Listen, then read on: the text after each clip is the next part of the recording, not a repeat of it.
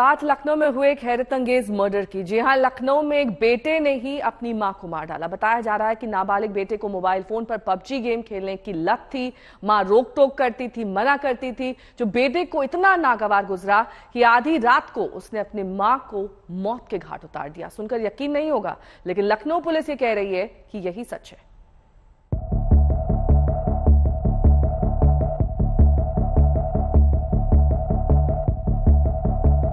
लखनऊ की यमुनापुरम कॉलोनी से मंगलवार रात पुलिस कंट्रोल रूम में एक फोन आता है। खबर मिलती है कि पड़ोस के घर से तेज बदबू आ रही है और कुछ गड़बड़ी की आशंका है। रात के वक्त ही पुलिस इस मकान में पहुंचती है तो घर में एक नाबालिग भाई बहन मिलते हैं, लेकिन जब अंदर के बेडरूम का दरवाजा खोला जाता है तो अंदर एक महिला की लाश देखकर पुलिस चौंक जाती है। लाश इन दोनों बच्चों की मां की थी। मामला हत्या का था, लेकिन इस हत्या के पीछे की कहानी ऐसी है जो देश के हर माता पिता के होश उड़ा दे। मोबाइल गेमिंग की लत ने बनाया हत्यारा। मां ने गेम खेलने से रोका तो बेटे ने मार डाला। 2 दिन तक मां की लाश के साथ घर में रहा कातिल बेटा। यकीन करना मुश्किल है कि मोबाइल गेमिंग की लत से मजबूर बेटे ने मां की ही जान ले ली, लेकिन लखनऊ पुलिस का दावा है कि उसने हत्या का ये केस चंद घंटों में ही सुलझा लिया है और उसके मुताबिक हत्या की ये थ्योरी 100% सही है। एडिक्ट था, पबजी गेम है जिसका ये एडिक्ट था। इसकी माँ इसको गेम खेलने से रोकती थी। सैटरडे रात को इनकी माँ के पास 10,000 रुपए थे जो कि मिसप्लेस हो गए थे और इनकी माँ को लगा कि इसने मिसप्लेस किया है, जिस कारण से इसने इसको अपने बेटे को मारा था।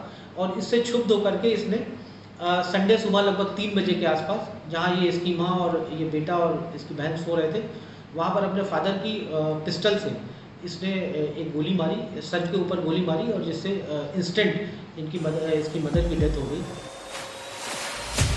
आरोपी नाबालिग ने पुलिस के सामने कबूला है कि उसकी मां उसे मोबाइल पर पबजी गेम खेलने पर रोक टोक करती थी।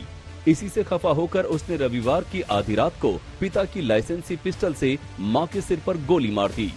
मां की मौत के बाद उसने शव को कमरे में बंद कर दिया और छोटी बहन को धमकाकर दूसरे कमरे में बंद कर दिया और पूरे 2 दिनों तक मां के शव के साथ इसी घर में बंद रहा। पुलिस जब इस मकान में दाखिल हुई तो हवा में दुर्गंध और खुशबू का मिला जुला भभका था।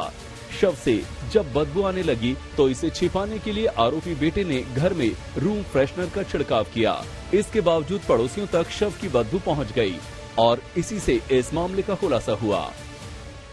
आज जब डेड बॉडी से जब स्मेल आने लगी तो इसने अपने फादर को फोन किया और इसने अपने फादर को एक झूठ स्टोरी बताई, मनगढ़ंत स्टोरी बताई, जिसमें इसने ये बताया कि मदर को जो है एक व्यक्ति है जिसका नाम है आकाश, बिजली विभाग में काम करता है और उसने गोली मारी है।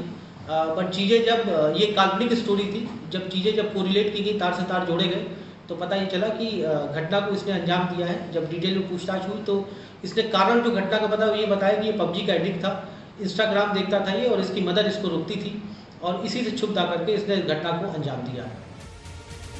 लड़के के पिता सेना में हैं और बंगाल में तैनात हैं। इस घर में मां और दोनों बच्चे अकेले ही रहते थे। पिता ने लाइसेंसी रिवॉल्वर घर में छोड़ी हुई थी।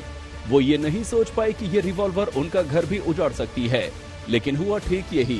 गुस्से से भरे नाबालिग बेटे के हाथ लगी पिस्तौल ने एक हंसता खेलता घर बर्बाद कर दिया। लखनऊ से कुमार अभिषेक और संतोष श्रीवास्तव के साथ आज तक ब्यूरो। और लखनऊ में हुआ ये बेहद हैरान और दिल दहलाने वाला हत्याकांड कई सवाल भी पीछे छोड़ रहा है। पबजी और इसके जैसे कई गेम नाबालिगों पर बहुत ज्यादा दिमागी असर डालते हैं।